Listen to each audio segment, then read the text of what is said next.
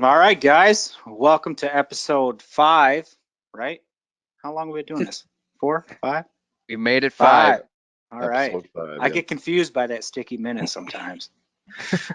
But welcome, everybody. Thanks for listening. Thanks for tuning in. And thank you, boys, for jumping in on the call. We've got a little bit different podcast coming at you today, the quarantine cast.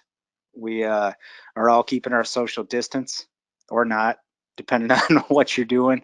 But just dealing with the craziness in the world, and we're going to talk a little bit about how it impacts us personally and as members of the hunting industry and a lot more. But we're going to start out our opening segment, hitting the scrape, as we always do, talk a little bit about what we've been up to, kind of how we've been living life the last week or so. And I'm going to start with you, Dylan, today. So what have you been up to? All right. Well, I was in Lansing, Michigan this past weekend to film an expo that got canceled an hour before it started. And then was able to move a flight, come home, and basically stuck in the office today, quarantined, and going to go to Orlando tomorrow for an expo that is also canceled, but I can't cancel my flight, so I'm just going to go hang out down there for a couple days. And my Ohio event for next weekend got canceled, so I'll be back home hopefully editing. So life's good. Yeah. You know, we had talked for a minute about getting tickets and going to that Tyler Childers concert, and at this point, I'm pretty glad we didn't do that. Yeah. I'd have been Yeah, real that would be another disappointed. Yeah. Yep. Well, Comstock, what about you, man? What have you been up to? Yeah, a lot of canceling going on. I actually had a thing come up a couple weeks ago. I was supposed to go to Antigua in the Caribbean the first week of April to film some yacht racing, and that just got canceled today. So unfortunately, That sucks, dude. the production company that I was going with had not bought plane tickets for me, so I can't still go to Antigua. So that's all I know. Just kind of hanging out, trying to see if I can not have people cancel this coming week and go from there.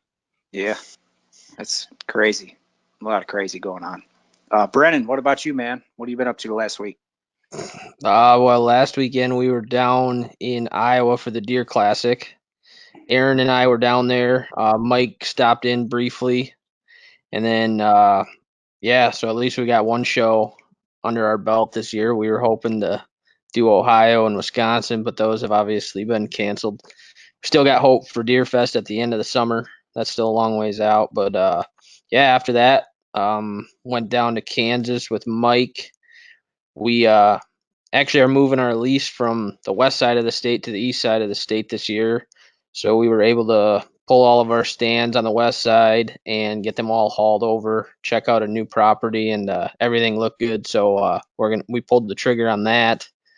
So yeah, that's what I've been up to. I'm back. I'm in Wisconsin by the girlfriend now. She's at work, but gonna try to get some work done here this week, and then this weekend I'm hoping to go back down to Iowa and look for antlers one last time.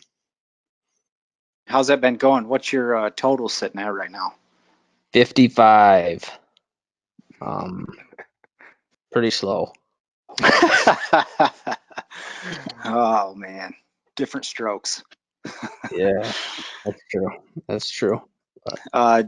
JP, TP King, what are you up to, man?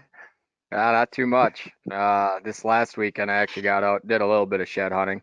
Not huge into it, like I've said before, but when the weather's nice, you got nothing else to do.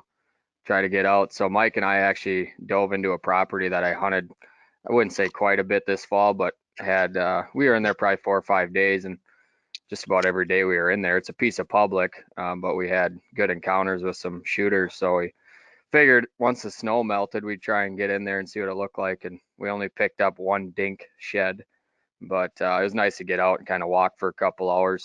And then Saturday, I got out on a property that's only like 20 acres that I can hunt, and shed hunted for just about an hour and picked up another small shed.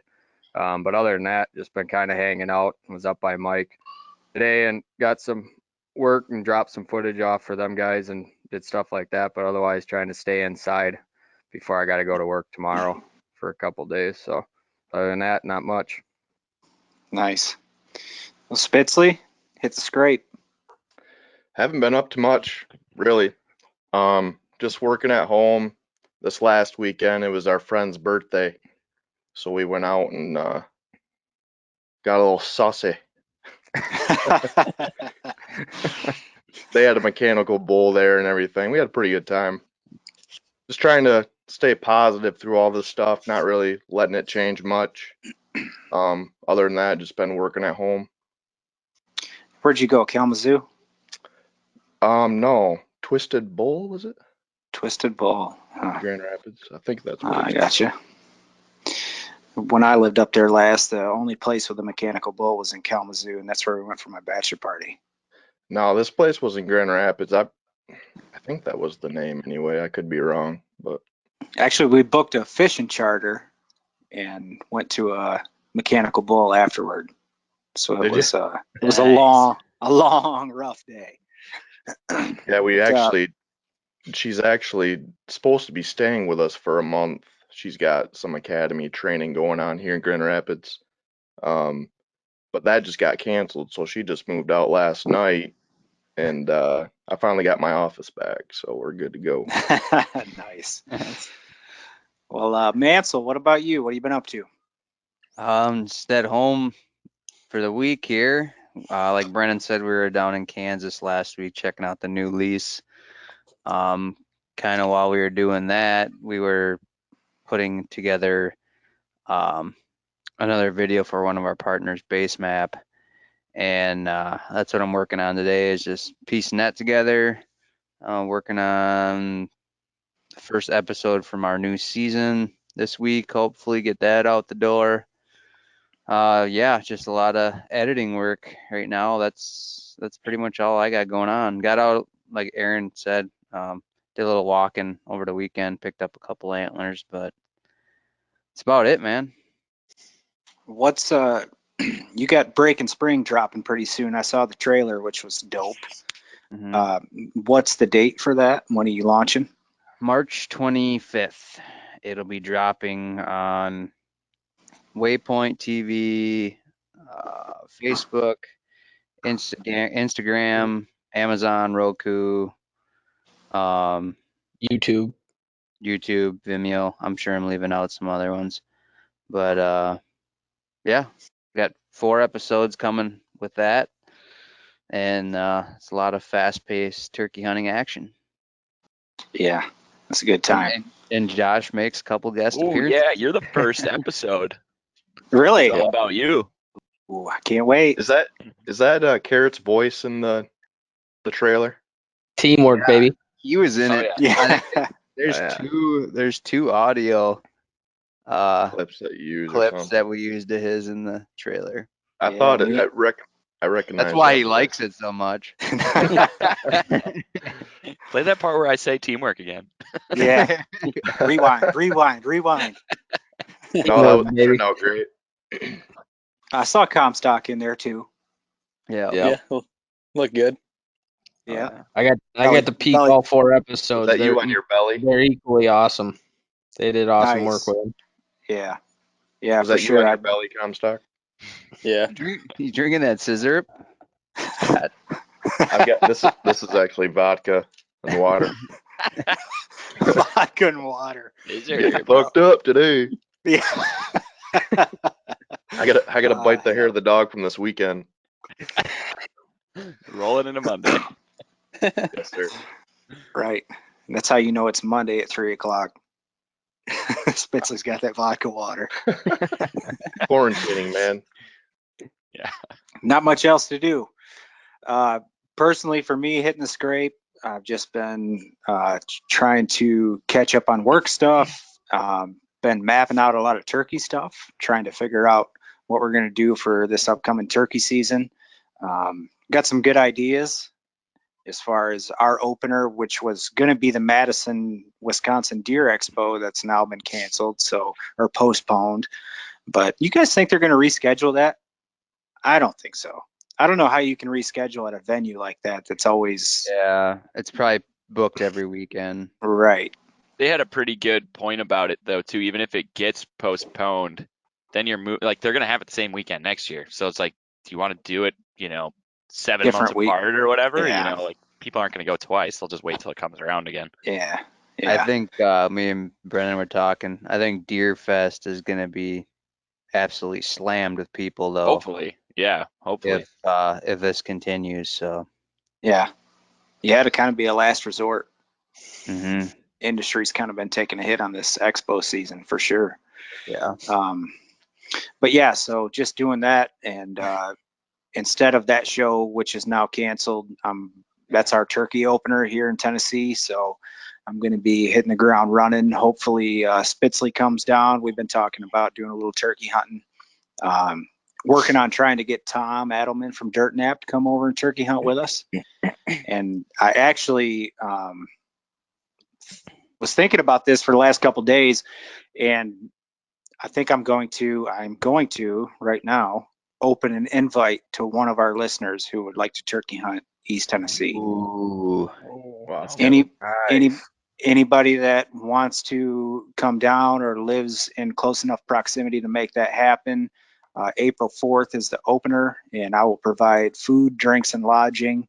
And you provide the license and the travel, and we'll shoot a bird or more. It all goes to one lucky fan. Yeah, right. We've got here in Tennessee, it's a 4-bird limit, 1 bird a day. So, if you come for a long weekend, you got the potential to shoot a couple turkeys, which makes it worthwhile. Nice. I should bring the camera equipment down too. Maybe we'll get it on film. Yeah, that'd be good. That'd be cool. It'd be a little something we could have a good time with. That's what. That weekend is Kara's baby or not baby shower. Whoa. Wedding shower. So I'm open that weekend. Yeah. It is a long drive though, a 10-hour drive. Whew. Just have Carrots fly you in. Yeah, you buy my ticket, Carrot. Yeah, I'll do that. That's an all expense paid trip, right, for the winter? Right? Yeah. No, it's not.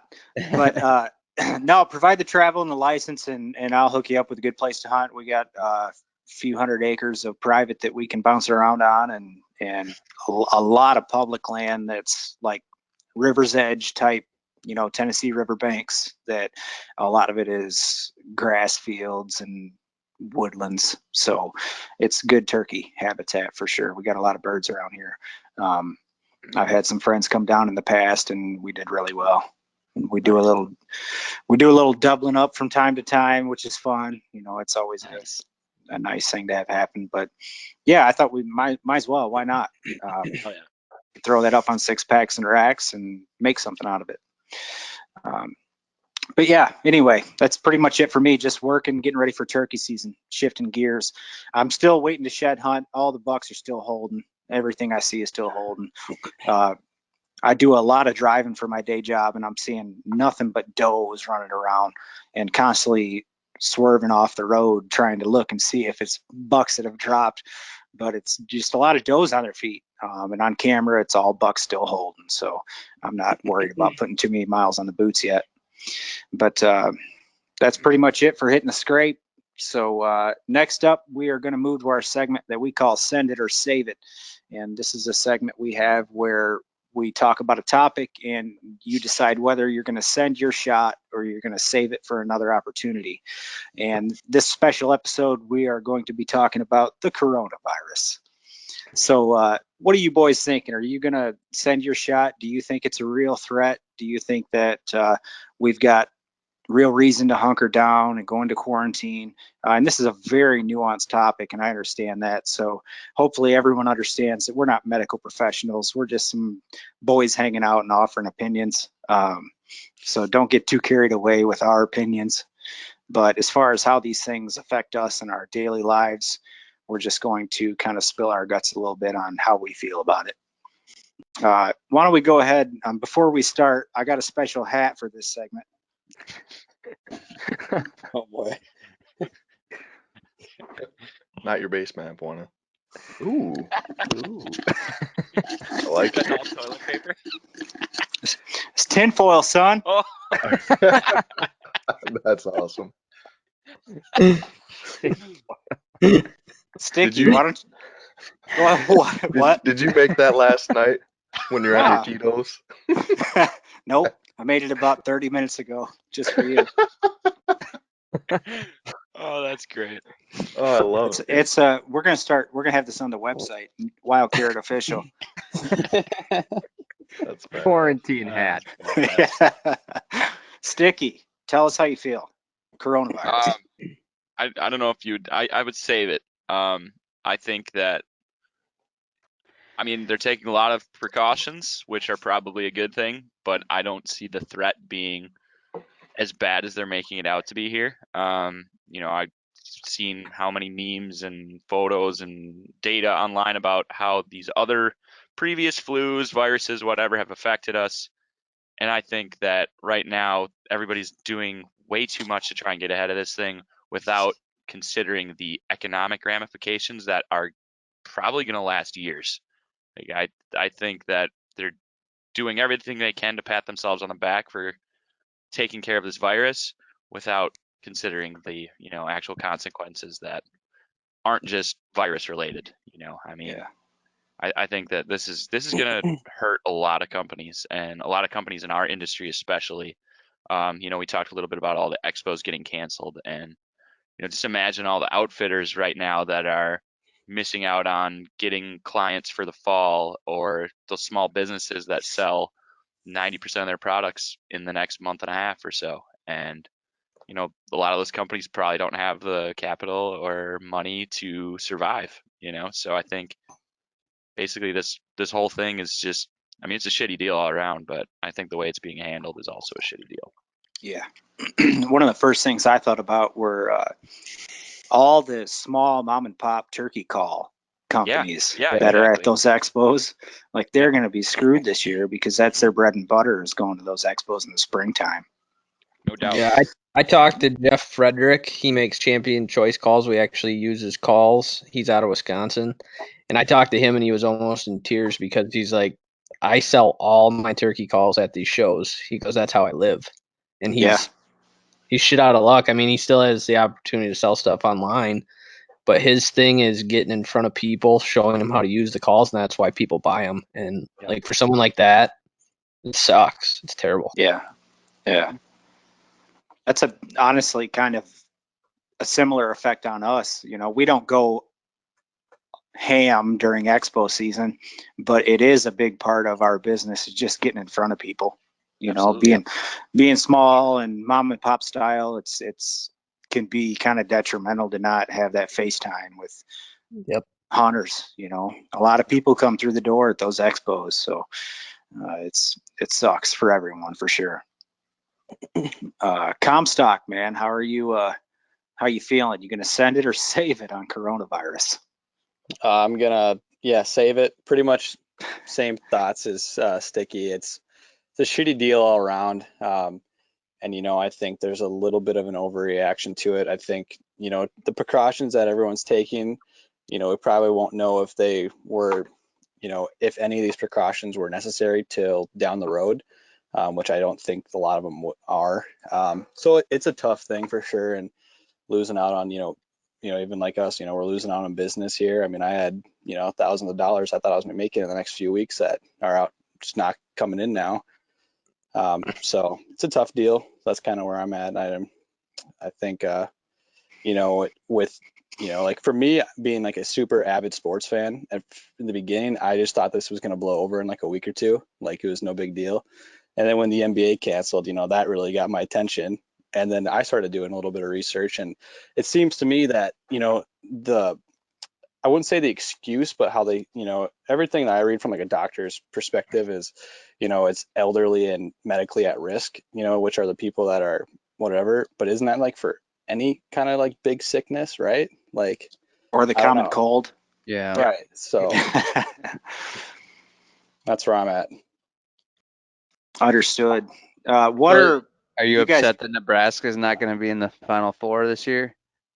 Dude, they were They like haven't- They were one Have of they the. ever been there? They're actually one of the last Division I basketball games that were played in the Big Ten tournament, and their whole team had to be quarantined because their coach had to go to the hospital. Fast fact. At least they got something to remember. Hey, So what's one unique perspective that we all have, a lot of us come from different areas. I know a few of you guys are all kind of from the same area, but as far as what you see in Minnesota, how do you think that differs from like what's going on in other states? You know, this is commonly handled on a state by state basis. I noticed also like Illinois has shut down their public lands. Did you guys see that? Yeah, Yeah, that's Aaron was unbelievable. telling me that today. State and Yeah. public. why? Illinois and Ohio, I guess both of them have done that. Really? Yep. So They should. Too bad that ain't during like deer season. That'll ruin a shed rally real quick. Next stop on the shed tour. Oh shoot. yeah, I kind of wonder though, you know, I mean, everything's similar because everything's so available on social media and everybody's kind of reacting the same, but state by state, things are probably a little bit different. I just wonder how that comes into play. I feel like it's similar to sports, right? Like the NBA canceled, and the next thing you know, it's the NHL, and then it's everything else, right? You have this one big domino effect, and so like I feel like it's probably similar. Like I mean, I just see that other schools in other states, are canceling school K through 12. My girlfriend's a teacher. She has to go to school today and tomorrow, and they're canceling for the next 2 weeks. So I think every state's kind of handling it maybe a little different. Right now, Nebraska, I think they're going to be canceling for 8 weeks. But I still think it's somewhat of a domino effect when you get one state doing something, then the rest kind of just fall in line because like you said, with social media and media, everything's so accessible. Yeah, I noticed. Like Pigeon Forge, for example, which is a big tourist destination, and they make almost all their income on tourism. All of the Dolly Parton attractions, aside from Dollywood, are closing down until May 9th, which is all of spring break season.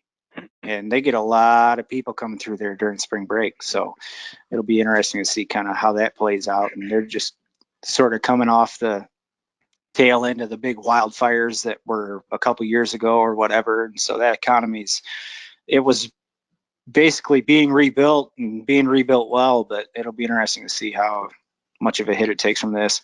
I have no idea. I'm not an economist or a doctor, but I'll be sitting back and watching.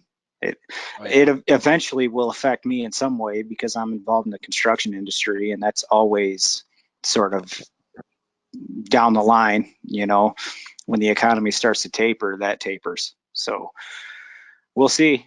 I don't know. It'll be interesting for sure. JP, man, how are things in your neck If of the you woods? look at my background, you'd think I'd end it. But that's just a big joke. I would save it. Definitely going to save it. I think, like Comstock said it, at first I thought it was like, nah, whatever, no big deal. I'm not going to worry about it. It's dumb. And now it's like, as time progresses, I know a lot of people that are getting affected by it, not even in the industry itself, but like my mom's boyfriend goes to Vegas for 10 days every year for March Madness. Well, all of a sudden there is no March Madness and he has everything booked for 10 days. So they had to go anyway. I mean, what are you going to do? Back out? So they ended up flying out Sunday and they're out there to watch nothing. So they're pretty much going to sit at the pool, and golf for 10 days, but that's it. And then another instance, my brother, he goes to school in Michigan and he doesn't even have to go back to school. Everything's online classing. And he's in baseball and they said no more baseball. So that's kind of when I was like, whoa. But still, I think everybody is just taking it a little too seriously. I never actually bought a roll since this happened. That's just all overstock. When I buy Spends a lot of time in the bulk. bathroom. Yeah, I buy it in bulk. So I promise I didn't buy this just because of the coronavirus. But no, I think it's just been blown way out of proportion. It was kind of funny the other day, Thursday night. A couple buddies I don't get to see very often called them up. Hey, what are you doing? Oh, we're going bowling. I'm like, all right. That bowling alley was packed. I mean, you couldn't even get a lane for a half hour. And I look at this and go, okay, so if this was as serious as everyone makes it out to be, everybody's putting their hands and fingers on the same balls for hours on end. The same balls. Like, there's something wrong. And yeah, that was a good statement too there. But anyway, it was kind of like a wake up call. Like, okay, this is exactly why I'm not taking this serious, because there's hundreds of people here at the same joint that obviously don't even care about what's going on. And until it really gets in our area and affects the people around me, I don't know. I think it's just been blown way out of proportion. And like we've been talking, it's affecting a lot more people than, we'd think it would. And like Dylan said, it's money aspect side of things, and the small companies are just going to get hit way too hard for what it's made out to be. I mean, I don't know. I'm not a doctor, but the way I look at it, it's a simple illness that for especially people our age and the younger ages, yeah, you might get sick for a little while, but in the end, I think we're going to make it through, and we don't need to shut down companies and, really take a toll on everybody. So I definitely Yeah. save that topic. Yeah. Yeah, I'm with you. It seems crazy. It seems like everything's blown out of proportion so bad, especially when you look at like the death count. I know they say that the worry is that it's going to spread rapidly, and it is spreading rapidly, and then you're going to have way higher, like exponential death toll numbers. But I also know that Wuhan, China, where it originated, is reporting 19 total cases right now. So it's already fading out there. I feel like people are kind of losing their shit, like a lot of people do. And I'm not sure there's much reason to do so. But I think it's because panic sells. So, yeah. I mean, look at the media. Like, Yeah. we're talking about it. Everybody else is talking about it. Why not push the narrative and squeeze as much advertising dollars out of it as you can? I think Yeah, that's for sure. kind of what's driving this. It's crazy. Yeah. And I hated even talking about it on this episode. I was texting Spitzley earlier about talking about it, and it's just like part of me feels like such a bitch for for having this conversation, just because I hate to drive the narrative, like you said. But it's also something that everyone's looking toward, everyone's interested in, and keeping an eye on. So I feel like, why not offer our illegitimate perspectives? But yeah, I feel like it's crazy because I feel like it's almost I don't want to say a non-factor, but not a big deal, not as big a deal as everyone's making it out to be. But then again, if you are related or know someone who's elderly and passes away from it, then it's a huge fucking deal. Yeah. Like then it's serious. Then it's not something to laugh about. So one life lost is more than necessary, or more than anyone would want. So it's hard to brush it off, but it's also hard to take it seriously when the percentages of death compared to those infected are so small. So it's a very weird thing, but I'm still living life. My kids are homeschooled, so they don't care. Like, they don't get any break. They're not home from school. I'm still going to jiu-jitsu and rolling around with a bunch of sweaty dudes. So I guess I'm not doing my part to not spread the illness. But yeah, those are my thoughts, man. I don't know. I'm not qualified, but like I said, I think it's getting a little blown out of proportion, unless you're kin or friends or know somebody who's affected by it, then maybe it's not. But Spitzley, how you feel? I'm gonna save this shit. No, it's like everyone else said, they're making a big deal out of nothing. I think that we should just let it take its course, not close all these things down. Who was saying JP went out bowling? I went out for this birthday party last weekend. Bunch of people there, bunch of people riding the same mechanical bull. I mean, I'm just trying to live life as I would before this virus came, I guess. So I don't really pay too much attention to it. However, it does, affect the small businesses and, like you said, our grandparents and stuff like that. So I do take some of the necessary precautions to avoid stuff like that. Yeah. Kara is also a nurse, and she's actually got 3 patients right now that are getting tested for it because they have all the symptoms. Like, I agree that they're making a huge deal about it, but I think that, some people in certain circumstances should take the necessary precautions, I guess. I'm gonna try and act as if I'm already gonna get it.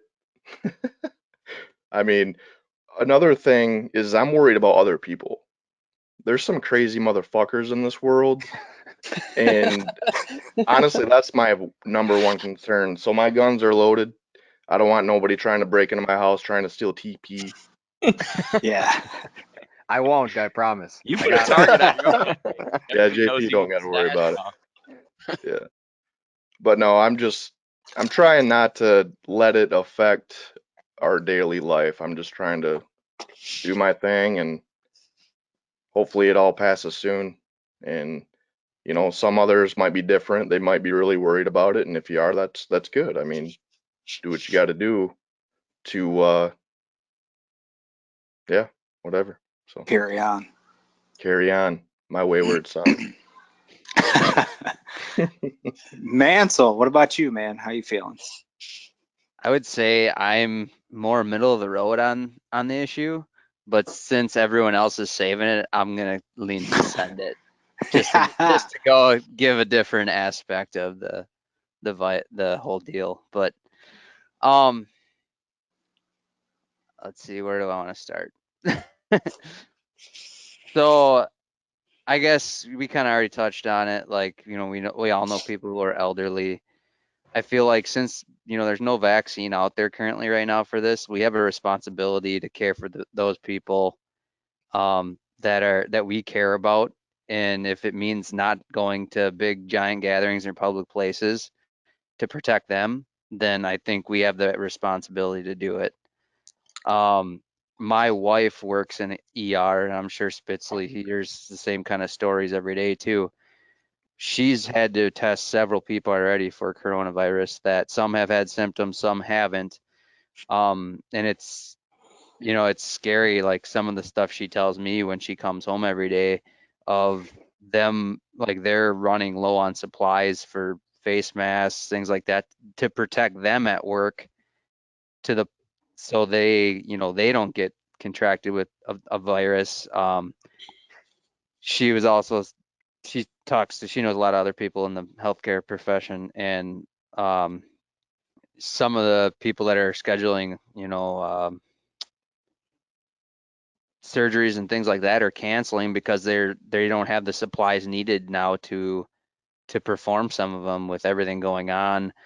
She was saying how, like, some of the stuff that they're low on supplies at work, they know people are coming in and they're stealing sanitizer and face masks, things like that. And I mean, even if everyone has their own opinion on it, but I think we still all have to pay attention to it and be careful, because we don't know the ramifications of what's going to happen to this. Some of the stuff that I've seen from the CDC that they're releasing is, almost half the country could come down with this virus at worst. So, and they say 1 out of 6 elderly are at risk of dying from the disease. So I think we have a big responsibility, even though we're, it's affected our business and I'm not happy about it, but we do have responsibility to be careful too at the same time. Yeah, I agree. I agree with that. I lean toward the side of don't be a bitch, but I also like have a baby who is teething and had a fever and stuff in the last couple of days, and it kind of made me stop and think for a second, like about what I do day to Yeah. day and how to be careful about bringing something home because her immune system's compromised, obviously. Yeah, you don't hear much about kids, but I'm sure they got to be pretty close to that high of risk as elderly people when they're that young. I think if they have a compromised immune system, then they are. But Okay. kids without healthy kids, I think, are more or less in the clear from what I've read. But having a fever, it kind of freaked me out for a couple days. I'm not gonna lie.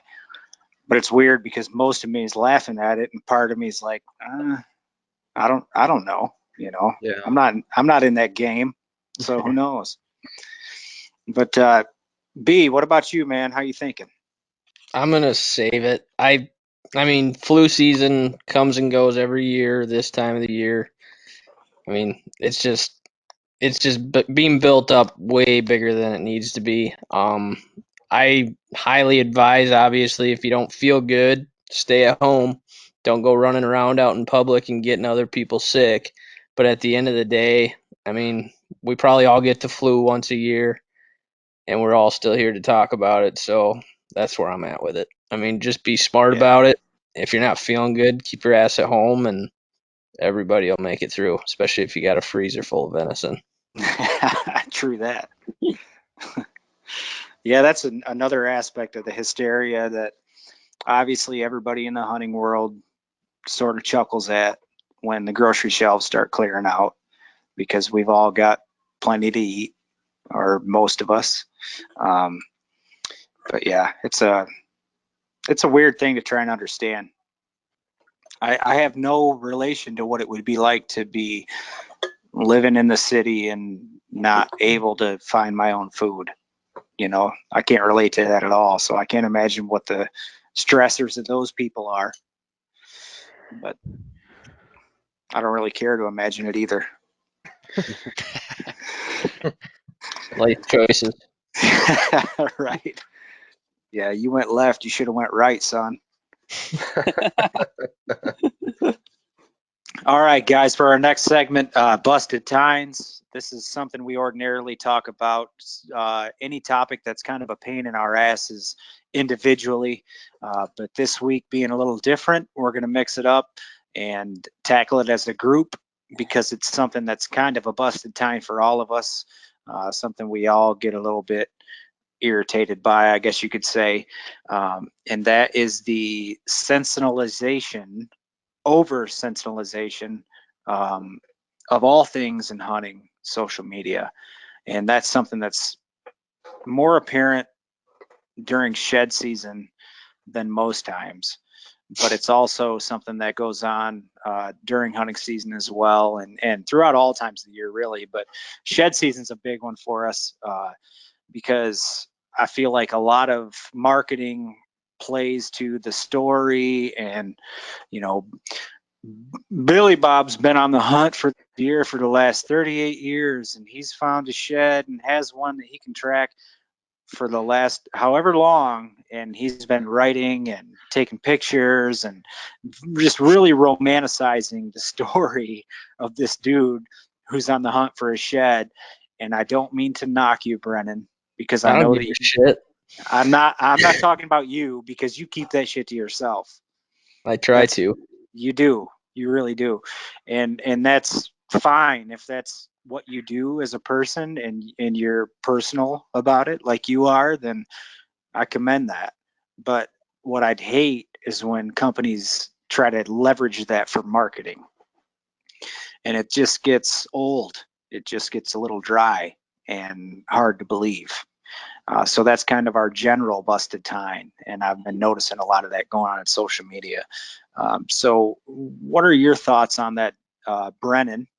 I know that has had an effect on how much intel you share on your shed hunting life, and kind of what you like to make public and what you don't, just by way of spite for that type of information sharing. Fill Yeah. us in, man. No, I kind of shed hunt for myself. Like, it's personal for me. Before our show, I didn't ever want anyone to go with me. I didn't want it to be filmed. I didn't want to post pictures about it because it was like my time away. Like, we've got our hunting show and we've got our turkey series, and I'm with Dylan and Mike and Aaron and everyone else from the crew during that time, like shed hunting was my thing. Like Mike's getting into it now. Dylan still don't give a shit about it. But Dylan does realize that there's a market for it and people follow it. So Dylan's kind of opened up, a little bit to it. Like, yeah, posting that stuff does have a positive effect on our channel and our following because that's what people care about this time of year. So in that regards, I've kind of been, using photos out of my logs over the years and we'll throw photos on the Breaking Point channels and stuff like that. And we're doing vlogs and everything. But the best times I have shed hunting are when I go without a camera, without anybody with me, and it's me looking for deer antlers out in the middle of nowhere. No one bothers me. So, social media, I feel like it's beyond even talking about because what is done, but social media to an avid shed hunter killed shed hunting, in my opinion, because they send the wrong message. Like nobody posts that they went and walking for 8-9 hours and didn't find anything. You see the people that posted that they went out for 2 hours and found 6 sheds and one of them's a 70-80 inch antler, and it gives the wrong impression to the people that you're just going to go out and find antlers, and that's not the case. So I'll I don't interject know. there real quick. There's a group of guys called, I think Yeah. their show's called the Whitetail Experience, and they do post about all the miles they walk, and they never find sheds. And I actually respect that side of it. That's Where it's the like, damn, reality. these guys, Yeah. they get their asses kicked, and they still go out and do it, which is pretty honorable. Yeah, I mean, I haven't tracked or looked at all my mileage this year, but like last year, I walked 370 miles, I think. And yeah, I found a good amount of antlers, but I walked a lot to find those antlers, and the average person that's going to go shed hunting might go for a day and walk 4 or 6 hours.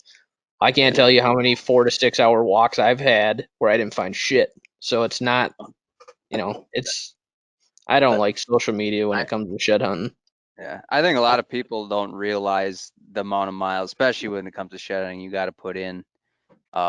Even just being my first year, and I know I've kind of loosely kept track of what I've been averaging in antler, and it's actually on the lower end, but it's still close to 4 miles, which is that's a long walk to find one antler every time you go out. But No. yeah, go That's ahead. a good point. Like I was like, so this like could just spark like a whole thing like with me, but like Spark it up.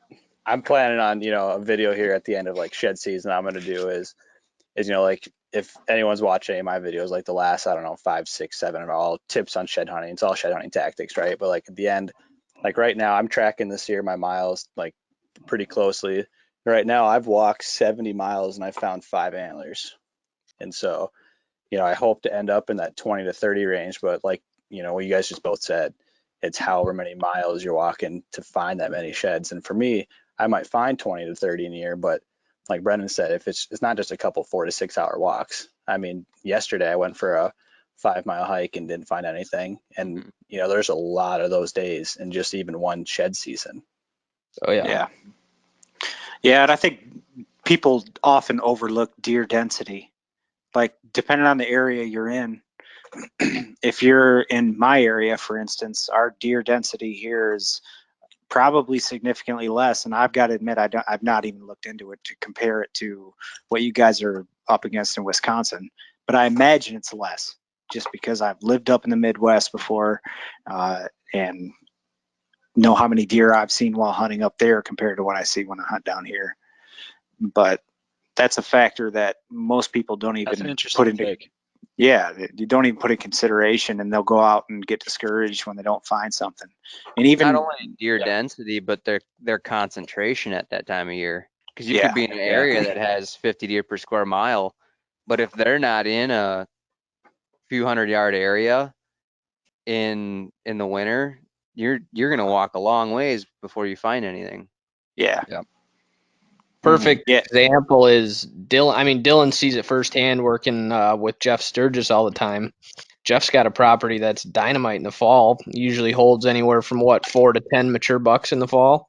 Oh yeah, And then come shed season, they leave after the season, and he never finds sheds on that property. How many people go to the woods, thinking the deer that were there in the fall their antlers should be there, and that's just not the case. They might move 2, 3, 4, 5 miles and drop their antlers where they're wintering, and people don't understand that. Yeah, Well, that's I think same way our property is here. I mean, like to a T. Deer just move out after season, and they don't come back until late summer, and sometimes even a little bit later. Yep. And that's just the way they are. Well, you got Comstock. I literally wrote a blog post about that today that'll be published tomorrow. Like how many times, and especially if you live somewhere where you don't get a ton of snow. So like, you know, with Jeff's like example, if people go into a property in the spring and they're seeing all these awesome deer trails from, you know, like the fall or whatever, and they're seeing rubs everywhere, scrapes, and then they're just baffled when they're not finding sheds, you know.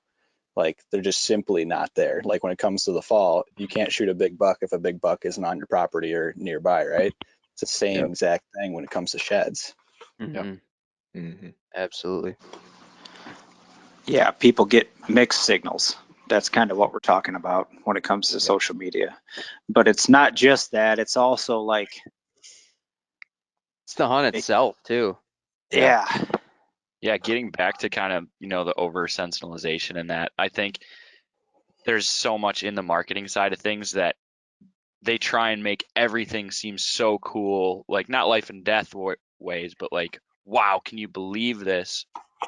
And it's just like, man, tell a story when there's a story to be told. Like, not everything has to be epic. Like, and there's so many people out there that you see. Yeah, it's all about the stoke. And I mean, it's just ridiculous to me how all these companies, like, they're just trying to sell that adventure. And a lot of times, guy just goes out, gets lucky, and kills a deer, you know, or gets lucky and finds a shed. It doesn't have to always be like that staged moment of, can you believe this?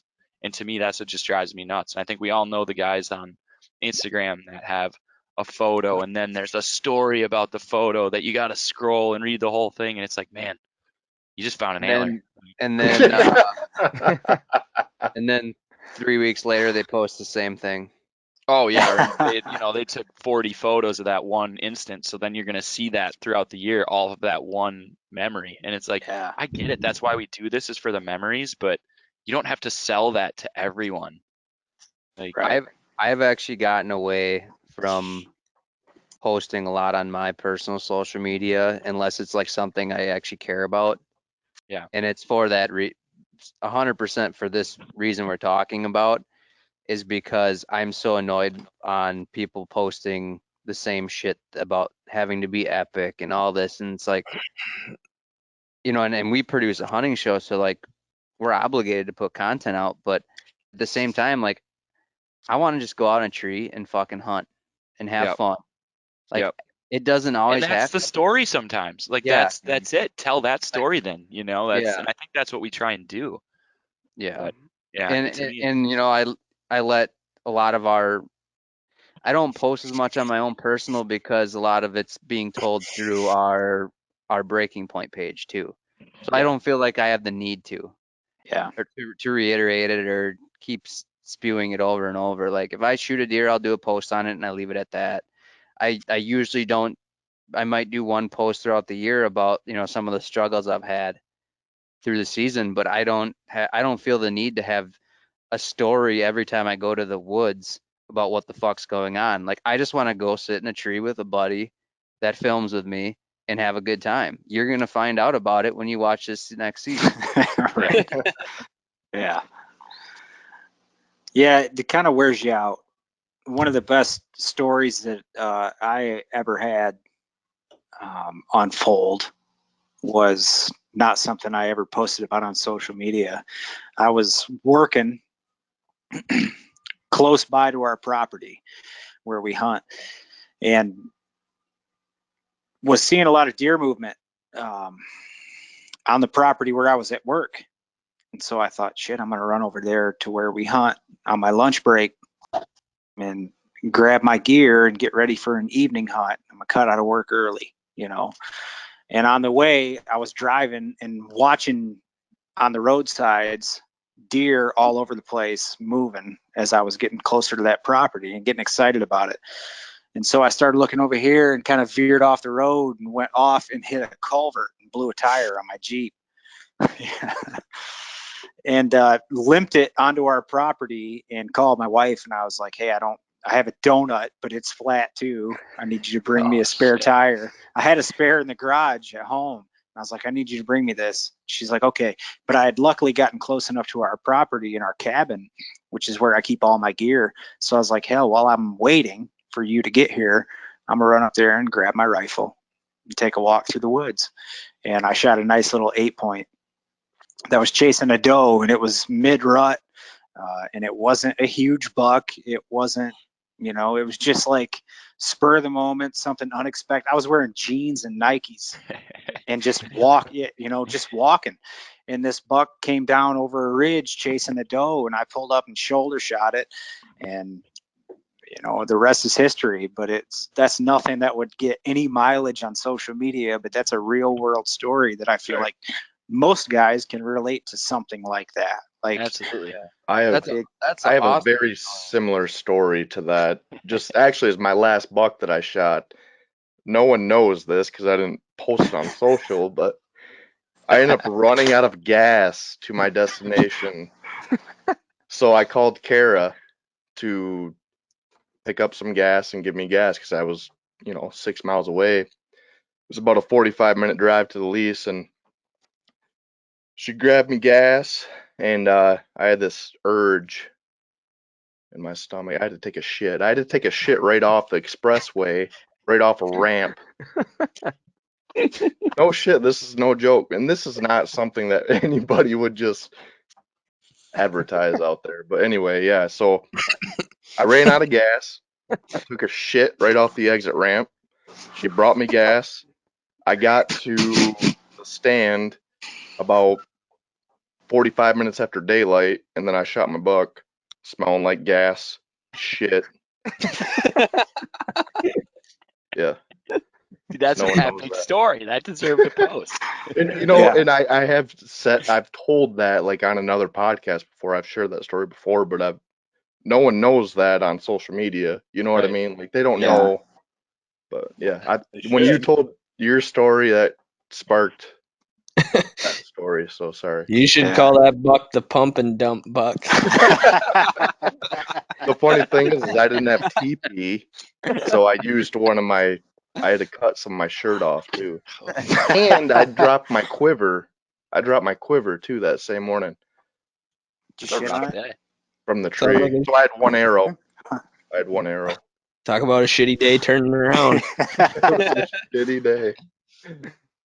Yeah, but those are the best stories, man. Like, I would rather, if I'm gonna sit around a fire, I would much rather hear stories like that all day than to sit around and hear stories about, like, basically a romantic novel about how some dude has Yeah. been chasing this buck for the last however many years, which Mhm. there's nothing wrong with that, but I just connect with It's not stupid, realistic. random.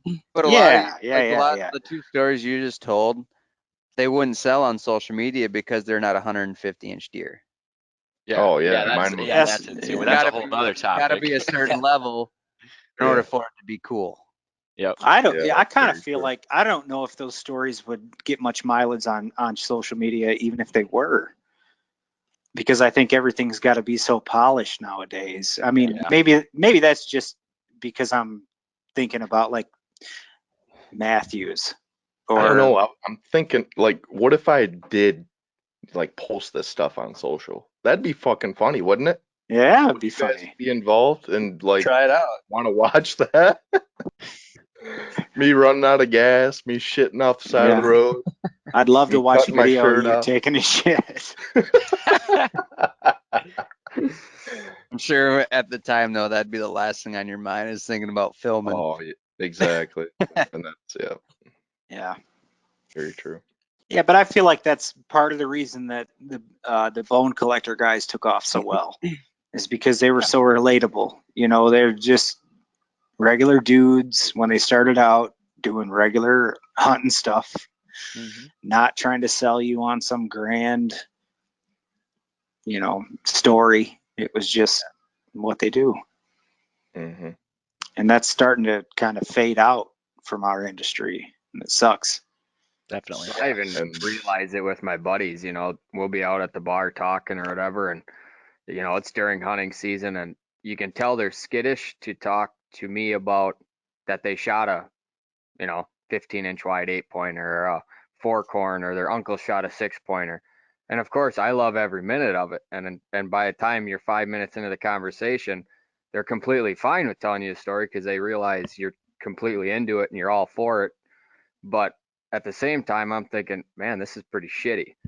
No one should feel down about how No. big of a buck or what's going on. I mean, I know that's a completely different topic, but it even relates back to social media side and all that, because everybody, whether it's a shed antler or it's a deer that they killed, everyone, well, can I post this or not post it? Can I talk about it? Yeah. Not talk about it. Yeah. And I think that's super shitty, Yeah. because at the same time, you hear all these people talking about how do we get people into hunting? Well, we're definitely not doing it that way. Right. People should feel, proud of It what they even- did, whether it's a spike. And it's even like it's gotten so bad, like social media, even when someone shoots a turkey, like you can't even post a picture of a dead turkey in the spring without someone. How long was the beard? How long are the spurs? Yeah. Who gives a shit? It came in gobbling. I shot it in the fucking face. Yeah, for sure. It I drives always, me when absolutely someone nuts. when someone asks me, I said 20 pounds, 10-inch beard, just like all the other fucking turkeys you shoot. It's crazy. You can't even post a picture of a turkey without somebody saying, "Well, how long was the beard?" or "How much I did don't it even weigh?" measure the fucking beard. We just measured the length of the bird, right? Yeah, exactly. Yeah. I mean, Hashtag long bird. yeah, it's sweet. It's sweet to shoot one that's got, 1.25 inch, 1.5 hooks. But at the end of the day, you're not passing up turkeys waiting for one with big spurs. You're shooting the son of a bitch. Exactly. Yeah. There's The so much luck reason involved with that. the reason that it's awesome to shoot a bird like that is because most of the time you don't. Yeah, Yeah, exactly. I exactly. mean, It's like a scratch off ticket at that point. You walk up Yeah. there and you're surprised by what you shot. I mean, Yeah. it's a long beard, but you have Every no idea. Unless once- it's the quabbler. every once now. in a while, We it's talk big. about the quabbler. Yeah, that's different when they have like 6 beards. Yeah. The legend of quabs. and shooting them hermaphrodite turkeys, Sticky.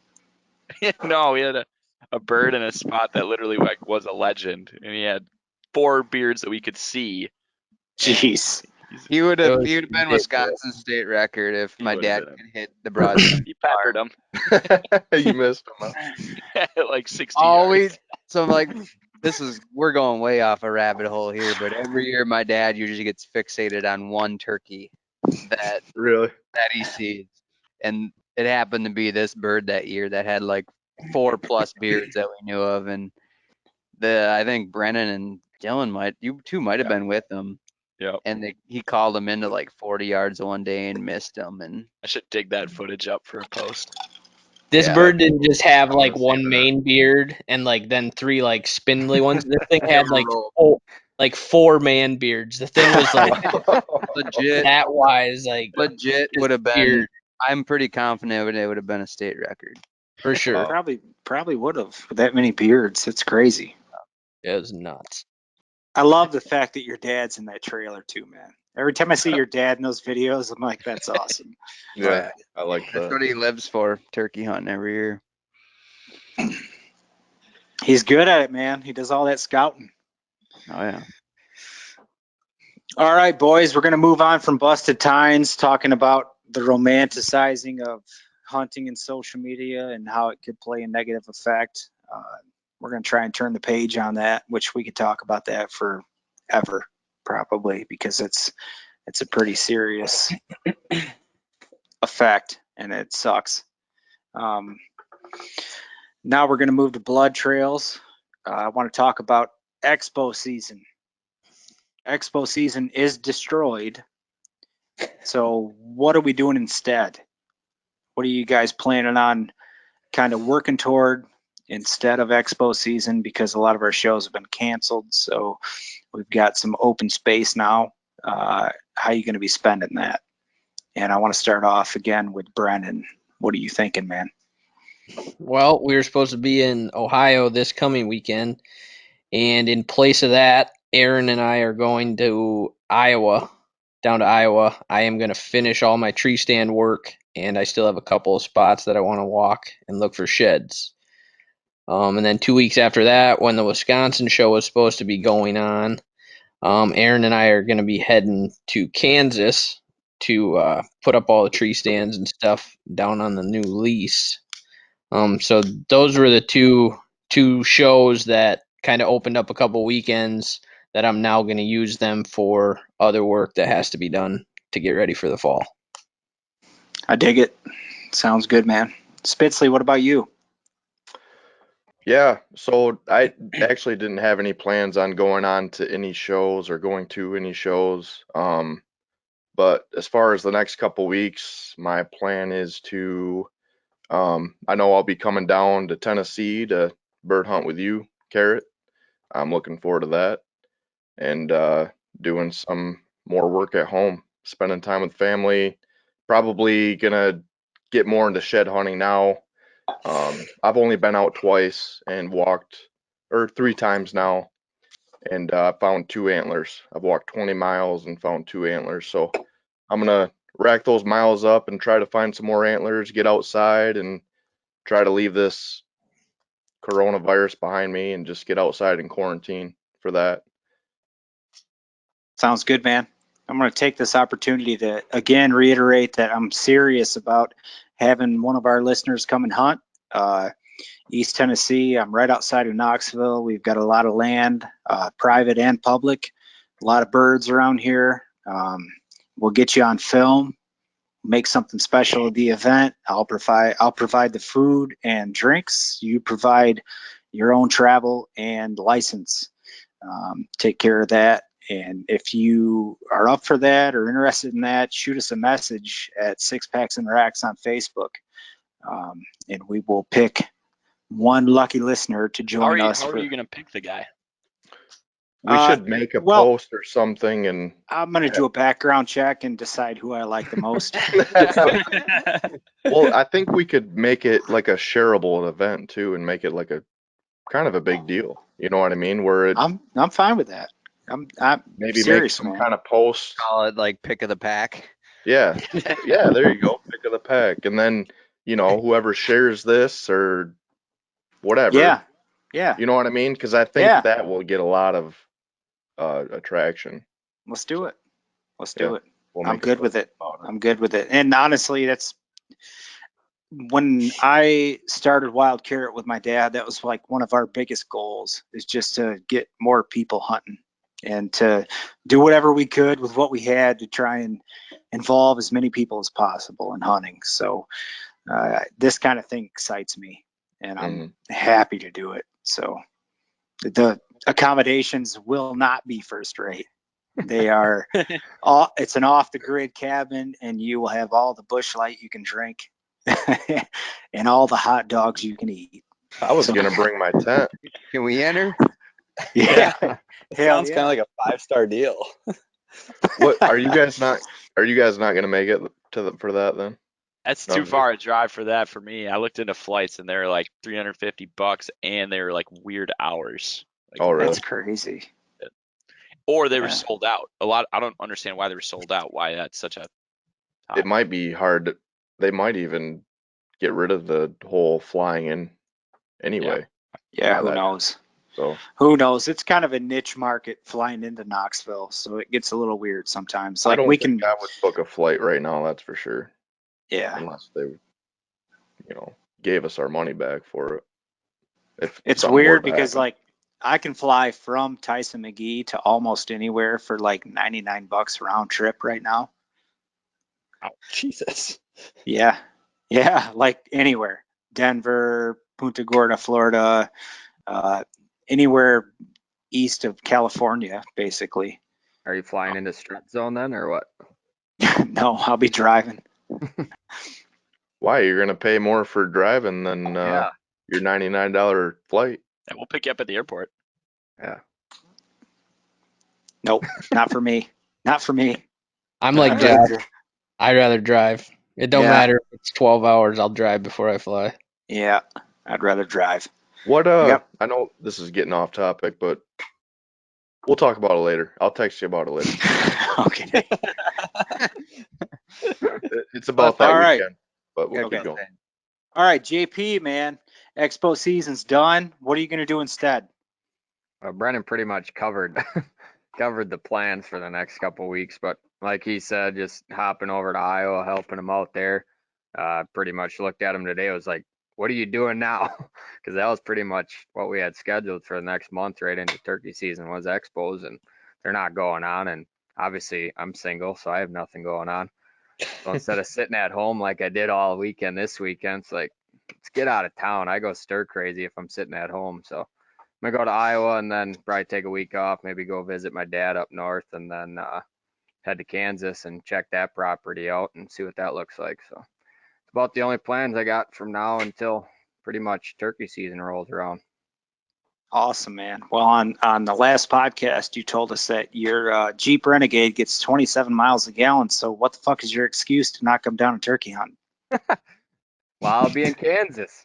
Oh, hell. That's my excuse. That's Yeah, a good that's pretty good. excuse. That's a good excuse. Mansell, what about you, man?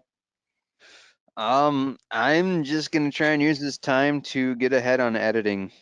Wanna pound out a bunch of shows here over the next few weeks, and had a couple clients. Well, one for sure sounds like I actually got a wedding in another few weeks, and it sounds like they're gonna like reschedule the whole wedding now. So What? Really? yeah, That one that you and B are doing? yeah.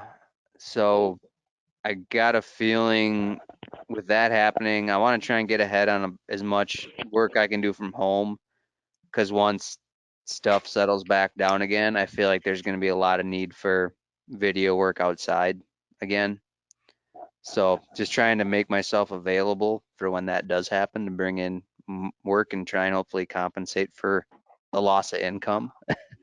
But that, and then yeah, I got a decent amount of antlers I still got to pick up before I hit my goal this year. So got to get out there and get after them. So You're getting close, though. What are you at now? I got 19 left. 19 left. Your goal is 50? Yeah, I'm at 31. How many miles have you walked? I'm just curious. I don't know the exact mileage. I still got to add up some of my stuff, but like I said, I'm probably averaging about 4 miles a antler. A lot better ratio than me. But I went to North Dakota this year, and we went in Kansas, so that definitely helped me. But I've also not messed around with places that I normally would have in the past. Like if I don't think I'm gonna find a shed there in a few mile walk, I haven't gone there now. Yeah. Where in the past I would have went and walked 8 to 10 miles to maybe find an antler. That makes a difference. So I got a couple farms back home here. I should be able to do all right on, but going down to Iowa at the end of the month, hopefully can find a few down there. So it's gonna get close. I got a feeling. I think you can do it. Thanks. Don't stop counting until the year end or whenever, because I find sheds during the fall time sometimes. Yeah. You know what I mean? So. Mm-hmm. And you guys have most of you have put out some great videos on shed hunting tips. I know B Point TV, you guys have put out some vlogs. Base Map is sharing those vlogs, right? Mm-hmm. Or you put out some specialty stuff for them, right? Yeah, a couple special projects for shed hunting in particular, and that's one of them I'm working on right now. Is us checking out our new lease in Kansas and doing a little shed hunting in that area, and yeah, so. Nice. Do you guys ever shed hunt in standing corn or cut corn or anything? What are you guys' thoughts on that? Just kidding. I hardly mess around. I was kidding. Remember when I asked you guys that Oh. question and you literally had just put a video out about it? We just sent you the I link felt- to the I video. felt like such an idiot. That's how I feel whenever I talk to Comstock. Oh, yeah. Didn't you shoot that buck? How did it feel to You shoot that obviously buck? didn't You never watch the shot it. video. Too many videos and too many kids, man. Comstock, what about you, buddy? I had no really show season plans for the spring.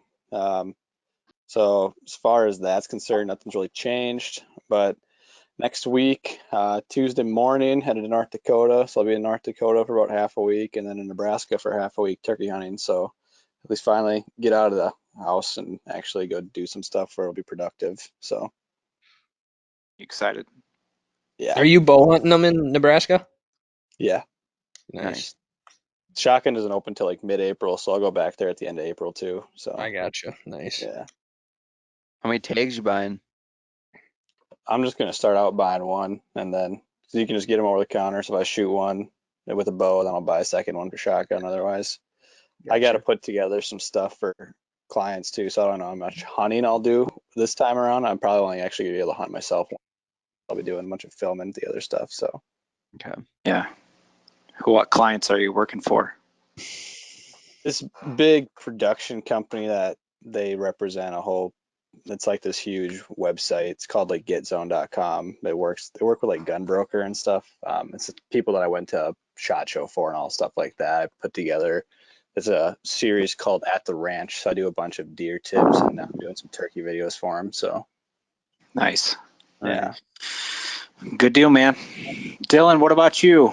What are you going to do instead of expo season? I know that probably affects you more than anyone. Yeah, I had a lot lined up in the next month or so. These guys were going to go to the shows and sell stuff, and I was actually contracted to film them. And yeah, so a pretty big hit there. So I'm hungry, trying to line up some other work, trying to make up for it somehow. So that's kind of my thing, is trying to find out what else I can do to get some income rolling in, and definitely going to try and get ahead now that I have some time on Breaking Point episodes, which is kind of nice. I'm a procrastinator by nature, and so like that's way out on my radar at the moment with all the show season. But now that it's open, I'm going to try and bump that up and get ahead a little bit, which is pretty nice luxury to have at this point. So that's kind of what I'm working on right now. I like that perspective. The glass is half full. That's right. I'll be happy too. Yes. That I'm makes like, my- we that always makes my have job deadline. easier. That Yes. makes my job easier when shows are done, because Yeah. then I can get them scheduled out. I'm always pushing the envelope there. Pushing my Yeah. page just as far as I can get them to go. It's fun to watch. Mansel's probably hating me right now too, getting them the sods a day or two before we air Oh, them. that ain't nothing. No. No, that ain't bad. You should push him a little more, Scott. No. Yeah, I'm gonna try to get this one done by tonight. Yeah. Well, good talk, man. That concludes Blood Trails.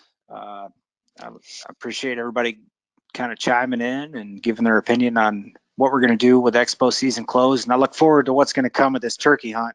I'm pretty excited about that. I think we should make something special of that. We've got the opportunity to have somebody come in and have a good time and kind of spoil them. So that's always fun. I know what that's like, man. Growing up hunting with a grandpa. That's kind of how that feels. Well, next up, crack a cold one.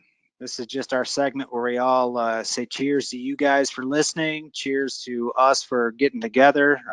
It's a lot of schedules that have to come together for every episode, and it's no small feat making these happen. And I'm just very appreciative that you guys all commit to it and get in on it. And also very appreciative of all the listeners who take the time to check in with us via questions on Facebook, social media, Instagram, stuff like that. And everybody who watches us on V-Point TV, Wild Carrot Deer Attractant, NTP Images, Whitetail DNA, you can tune in and see what we're all up to independently before we reconvene for these episodes. So we really appreciate that. That's what makes this possible, is just everybody kind of keeping an eye on us. So cheers to y'all.